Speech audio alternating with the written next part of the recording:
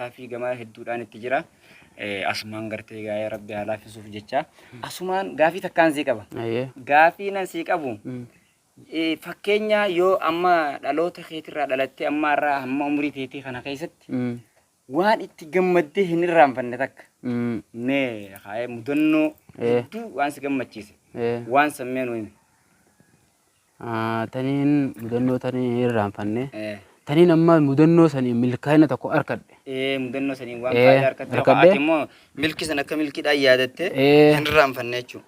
Gaaf tokko suuditti hin deeme jee maaliif hin qayin. Amma kuni hagammachuuti. Hagammachuuti. Mudannoodha inni oggusanii famaa fakkaata garuu tolaan haate. Haaya suuditti hin deemette haate. Rabbi maan hin kaasin. Hayyee atummaan ho'idaanuu bahara meeqa dhigdee jirta.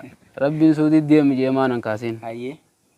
Amma ka'eetiin ka'ee namni hundinuu numa deema. Ammaan qarshii walitti qabeenis. Deebi'etteeti. Maalirraa hin sadaqaa qofoonni jaame hannuus qabeenyaas horeetiin kan ammaan tanaa walitti qabayyeetiin rabbi na kaase. Warra keenyaaf waa asirgeetti. Asirge jee amma rabbi maan hin kaasin. Gaafa san wacaala dhaquun jabdu. Wacaaluma tanaa. Tanaa wee gaafa wayyaane sanii. Yaa rabbi yoonii fi wacaaluma tana nageessite rakaa torbaan si salaataan jeen. Rakaa torba. Rakaa torbaan si salaataan. Salaata shukriiti. Yoo nagaan nageesse. Ayyee. Asiin keetti ka'e.